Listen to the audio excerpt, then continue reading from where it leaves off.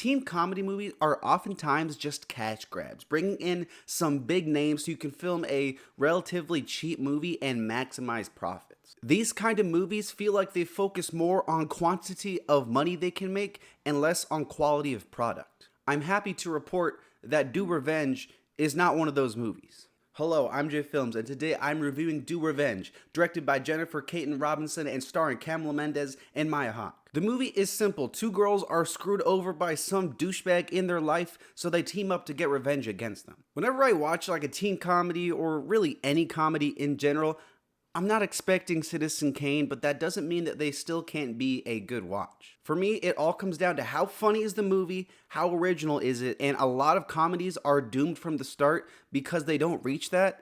And for the most part, I think Do Revenge does. You've seen this 1,000 times, right? Where you got the two main characters, they're strangers, but now they're best friends. Uh-oh, now they got in a fight, but it's the end of the movie, so now they're best friends again. For the first like 30-ish minutes of the movie, I thought that that's where this movie was going. And I think one of the best parts about the movie is how they not only subvert that trope, but use it to their advantage. That's not to say that the movie doesn't have its conveniences, but what comedy doesn't, or just what film in general doesn't, and besides like one or two, they're pretty inconsequential. There are some choices made by the characters at the end of the movie.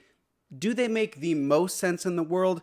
Not really. Certain things happen to certain characters, certain crazy, unforgivable, horrible things, and then they forgive in the next scene. Some people might not like it. For me, I didn't take it that seriously, but if you don't like that, if you think it's crazy, that's completely valid. The movie does do a good job of knowing what genre it is and playing on some of the tropes you'd expect to see. There are times in this movie it straight up feels like a parody of like a 90s or early 2000s teen comedy film. Certain characters, especially like its villains, seem a little cartoonish, but I think that it's not in like a wow, this writing sucks kind of way. I think it is intentional. The dynamic of like social media girl, and then you got tomboy mechanic girl, them like teaming up, that is nothing new, but in the context of the movie, it makes sense. In fact, when you're watching the first 30, the first 40 minutes of this movie, you might be thinking to yourself, oh, Mr. J Films, what are you talking about, man? I've seen this movie 1,000 times, but just wait.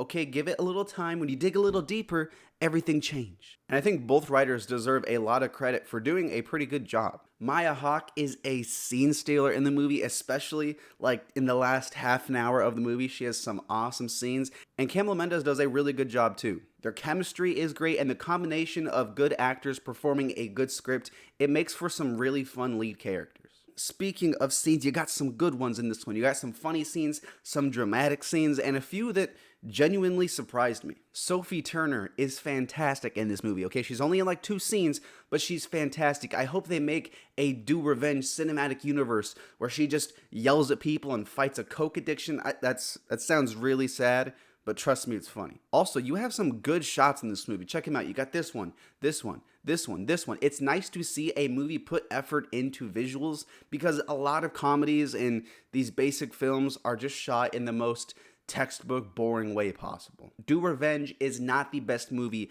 of all time. It's not even the second best movie of all time. But it is, in my opinion, one of the better comedies I've seen this year and a pretty fun watch. If you're not into comedies, that's cool. Hey man, I get it. But if you are, or you're just tired of all the drama and sad movies and stuff like that, or if you're just a fan of either of the leads, I think it's worth your time. Looking at our tier list for the year, I'm going to put it in B tier right before Scream. Thank you so much for watching another J Films movie review. Oh yeah, check out Don't Worry Darling review, or See How They Run review, Pearl, perhaps. That's it. See you next time, cool.